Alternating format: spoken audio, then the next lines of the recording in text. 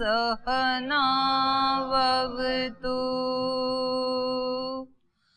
सहनौ भुनक्तु सह वीर्यं करवावहै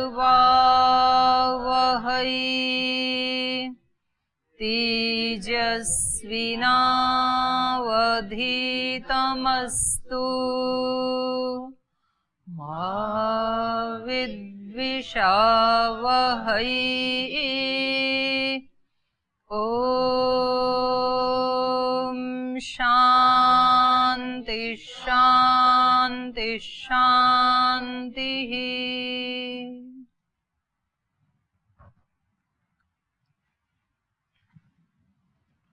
आज तो कोई प्रश्न नहीं है किसी का?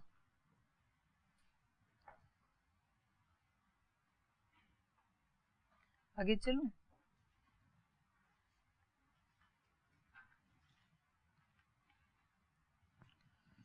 तो ये फल बता रहे थे जो दैवी संपद से विपरीत जो दोष कभी आ जाते हैं हमारे जीवन में, तो उनके फल के बारे में जान करके व्यक्ति उनसे बच सकता है। तो उनके फल क्या हैं वो बता रहे हैं। तो एक बार बोल लेते हैं श्लोक। ये इसका फल चलेगा 23 नंबर श्लोक तक, तो वहां तक बोलते हैं एक बार। तानहं द्विषतः क्रूरान् संसारेषु नराधमान् क्षिपाम्यजस्रमशुभान् आसुरीषु वेव योनिषु आसुरीं योनिमापन्ना मूढा जन्मनि जन्मनि मामप्राप्यैव कौन्तेय ततो यान्त्यधमां गतिम् त्रिविधं नरकस्येदं द्वारं नाशनमात्मना कामः क्रोधस्तथा लोभस्तस्मादेतत्त्रयं त्यजेत् एतैर्विमुक्तः कौन्तेय तमोद्वारैस्त्रिभिर्नरः आचरत्यात्मनः श्रेय ततो याति यः शास्त्रविधिम् उत्सृज्य वर्तते कामकारतः स सिद्धिम् अवाप्नोति न सुखं न परां गतिम्। इतना पढ़ते हैं। तो ये इतने जो 7 श्लोक में बताया ना, ये सब उसके फल हैं, क्या क्या होता है। ये तो कल चर्चा की ही थी हम। तान अहम क्रूरान नराधमान संसारेषु द्विषतः क्षिपामि आसुरीषु योनिषु अजस्रम अशुभान योनिषु अजस्रम। बार बार मैं उनको वहां डालता रहता हूं। आगे कहा आसुरीम योनिम आपन्ना, फिर उन आसुरी योनियों को प्राप्त करके वो जो मूढ़ आत्माएं हैं, मूढ़ा जन्मनी जन्मनी, जन्म जन्मांतरों में, एक जन्म में 2 3 4 ऐसे, जब तक उनके सारे दोषों का नाश ना हो जाए तब तक मैं उनको उन जन्मों में भेजता रहता हूँ। यद्यपि इसमें भी उनका कल्याण ही है, क्योंकि उनके पाप जो हैं वो कट ही रहे हैं, लेकिन वो उनको भुगतना तो पड़ता है।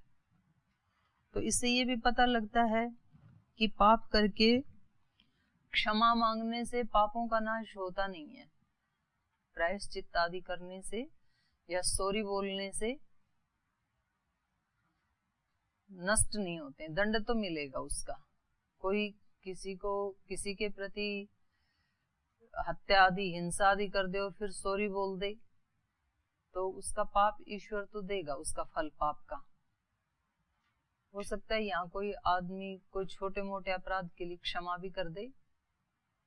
और इसमें बड़ी बात यह है कि इससे डबल नुकसान होता है। जैसे कोई व्यक्ति किसी के यहाँ चोरी करने जाता है, तो पहले उसको चोर बनना पड़ता है। चोर बन के वो चोरी कर सकता है। तो चोरी करने से पहले आत्मा में एक संस्कार आया ना, चोर का। मैं चोरी करूंगा, ये संस्कार ही व्यक्ति की आइडेंटिटी क्या बना देता है? चोर बना देता है। मैं चोर हूं, मैं चोरी करूंगा। तो एक तो पहले बन गया एक संस्कार, तो एक फिर वो करते समय बन गया, और फिर करने के बाद उसका फल मिलेगा।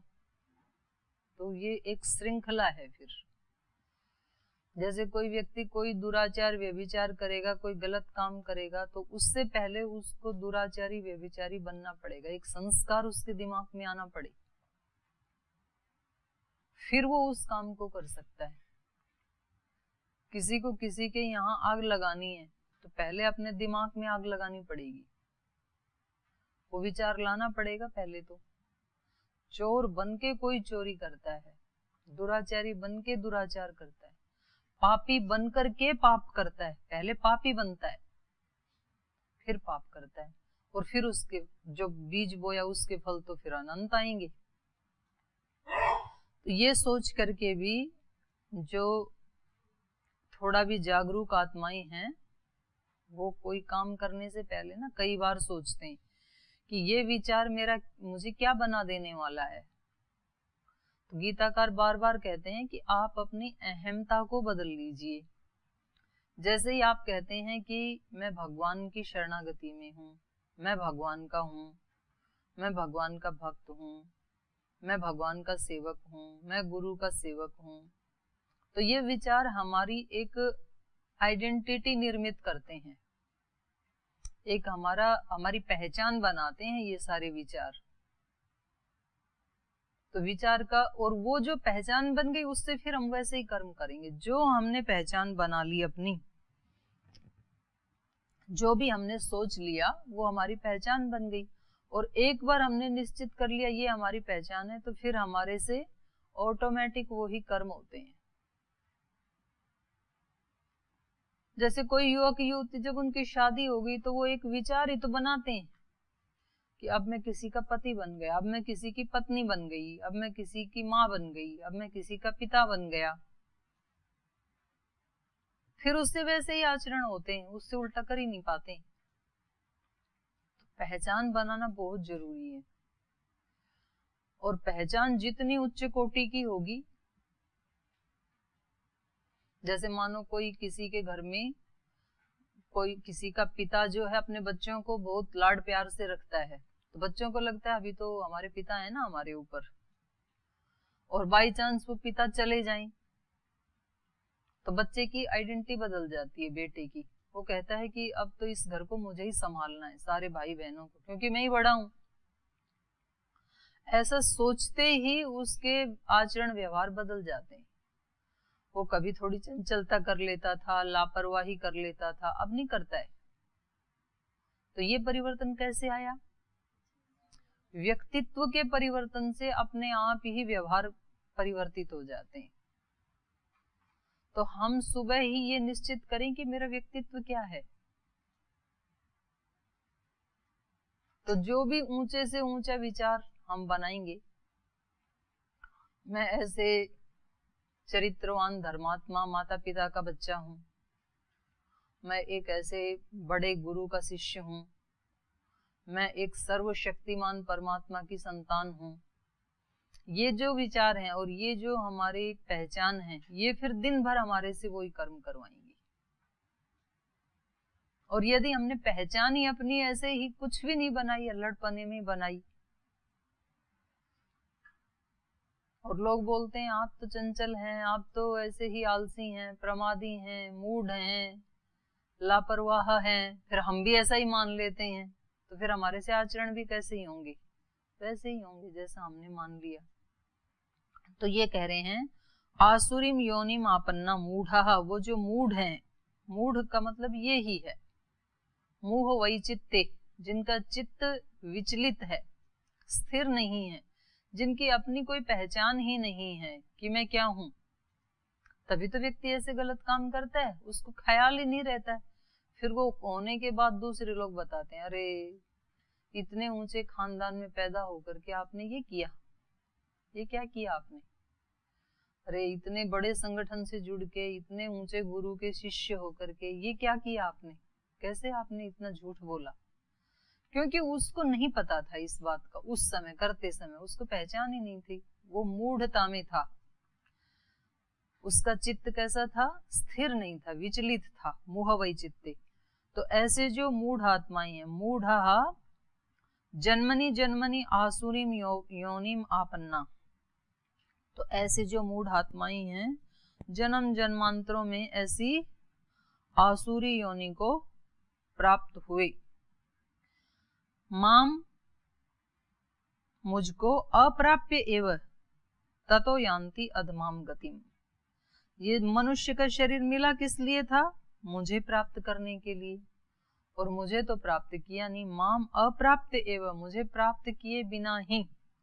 जो व्यक्ति अपनी पहचान, दृढ़ निश्चय अपने मन में ये कर लेता है कि मैं भगवान का बालक हूं, मैं ऐसे एक महान गुरु का शिष्य हूं, मैं उन तमाम महान ऋषियों का अनुगामी हूं, ऐसी जो पहचान बना लेगा तो उसने समझ लो कि आधे तो भगवान को पा ही लिया। जिसने पहचान ऐसी बना ली अपनी दृढ़ता से, मतलब वो पहचान वो होती है जो कभी छूटे नहीं, रात को सपने में भी छूटे नहीं, वो पहचान होती है। तो समझ लो कि उसने आधा काम कर लिया है, क्योंकि अब उससे उसके विपरीत आचरण नहीं हो सकते जो उसने अपनी पहचान बना ली है। और फिर वो वैसा आचरण करके पूर्ण रूप से प्राप्त कर लेता है ईश्वर को या अपने जो आत्मिक गुण हैं उनको। तो यहाँ इन्होंने कहा माम अप्राप्त एव, वो मुझे प्राप्त किए बिना ही, मुझे तो कहाँ प्राप्त कर पाएगा, वो तो अपने आप से ही अभी कोसों दूर है।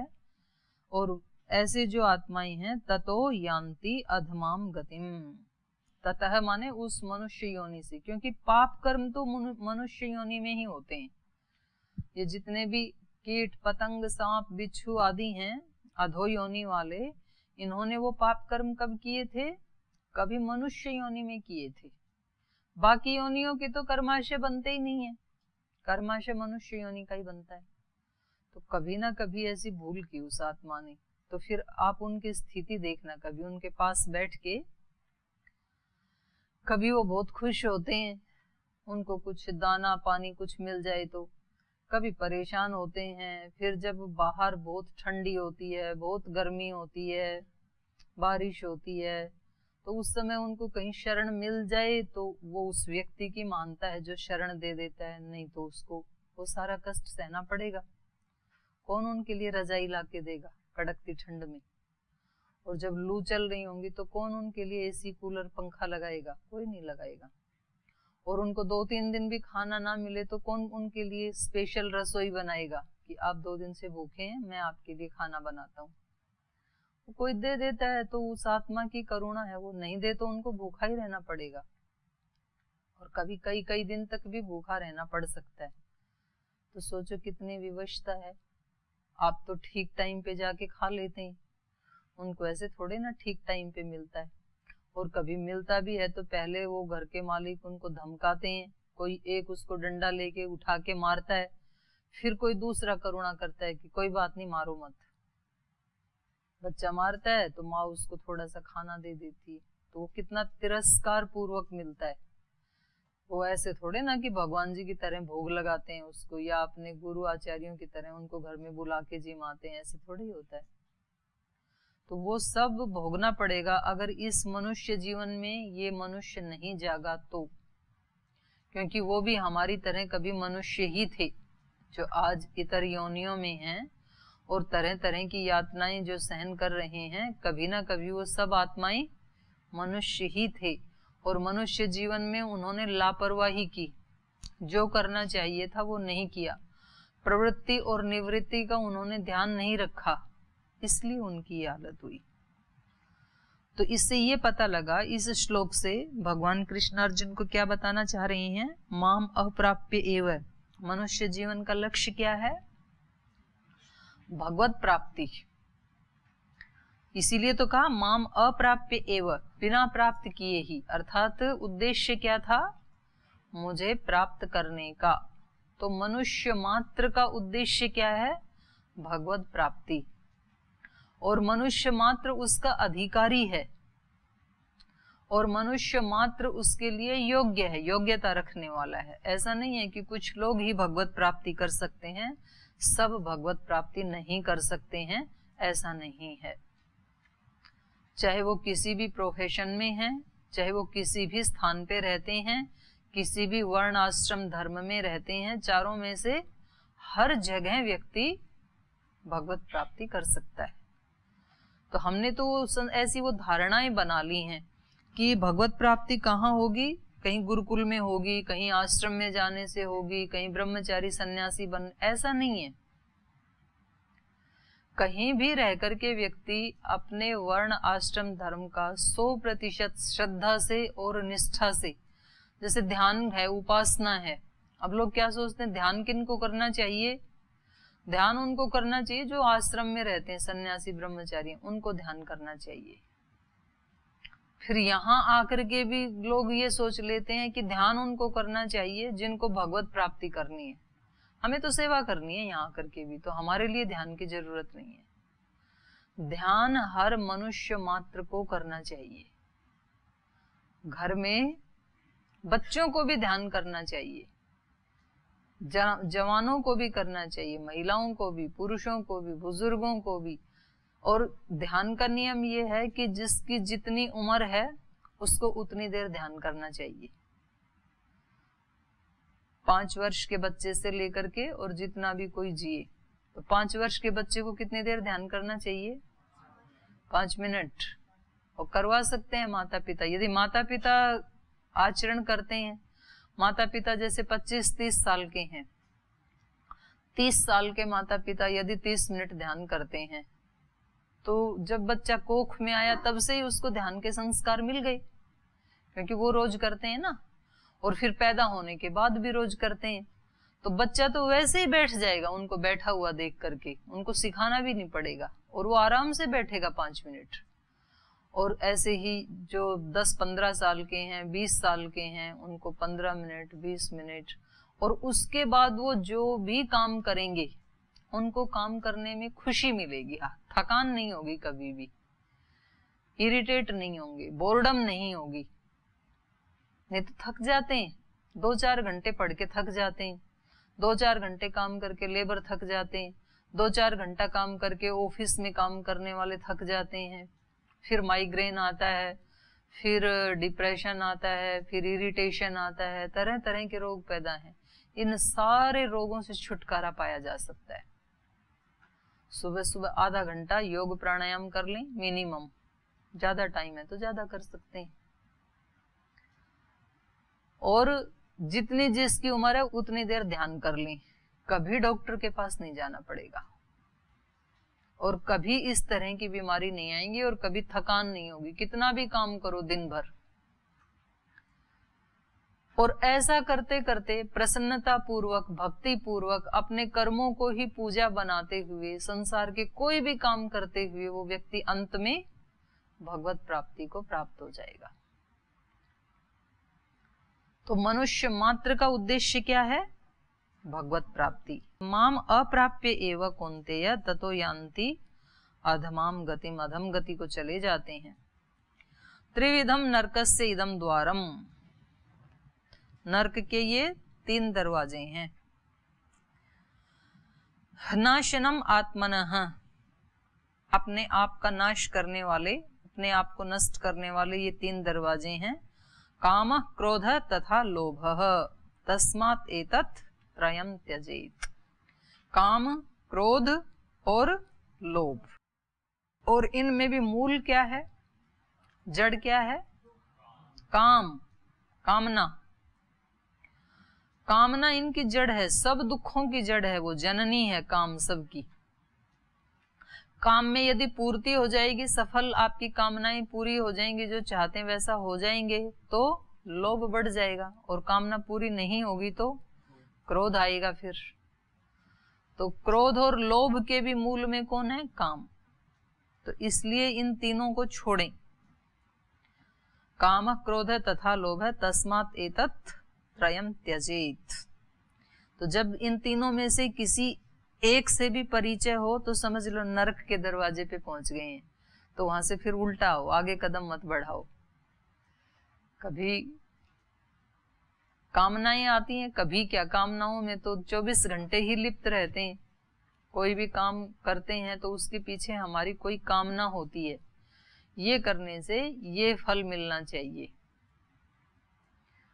तो ऐसे कुछ भी ना सोचें कि बीज बो रहे हैं तो फसल होनी चाहिए कि नहीं होनी चाहिए, पढ़ाई कर रहे हैं तो परीक्षा में मार्क्स आने चाहिए कि नहीं आने चाहिए, ऐसे नहीं सोचें क्या?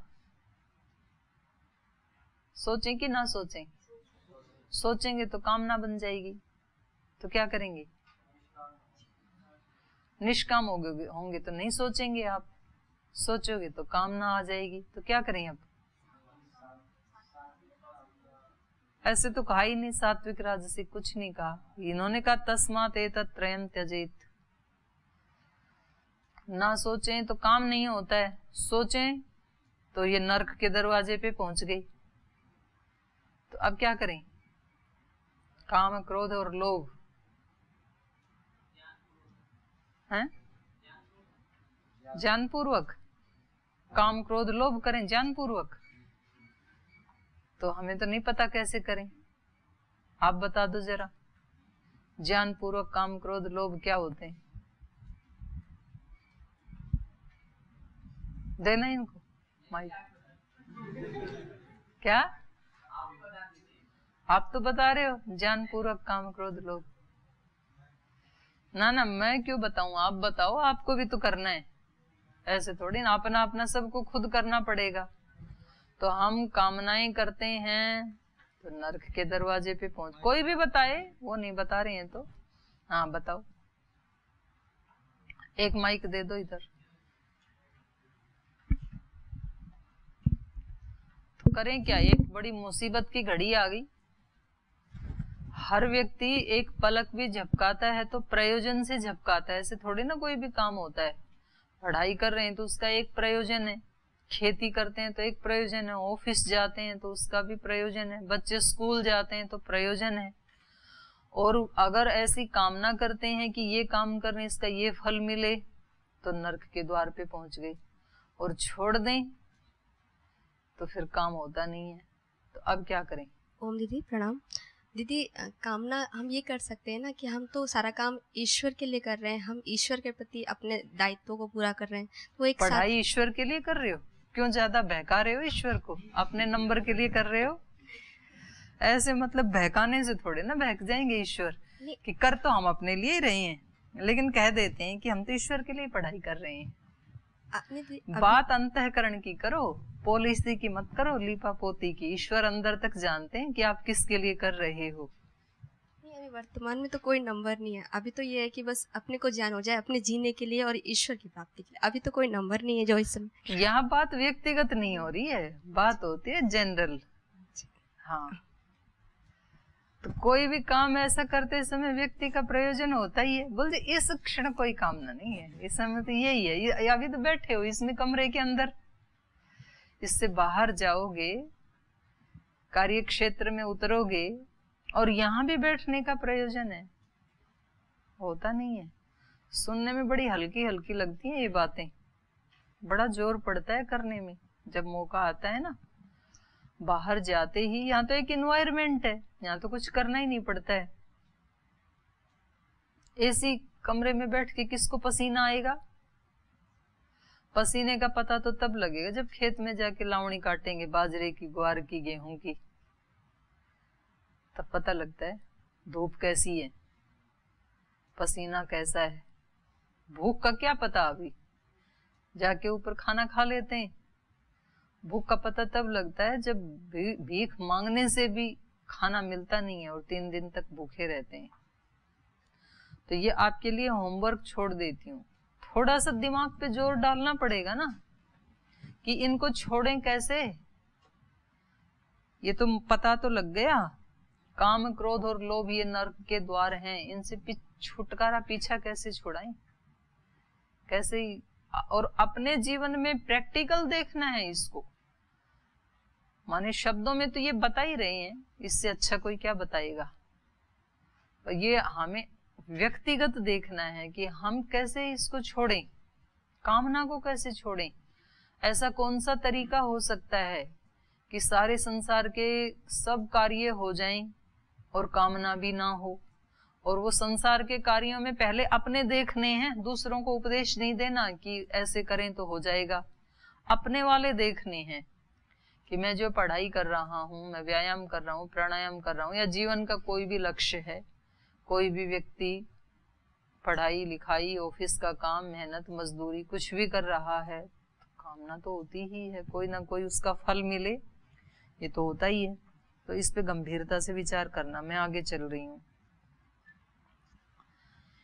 एतैर विमुक्तः कौन्तेय तमोद्वारैः त्रिभिः नर आचरति आत्मनः श्रेयः ततो याति पराम गतिम।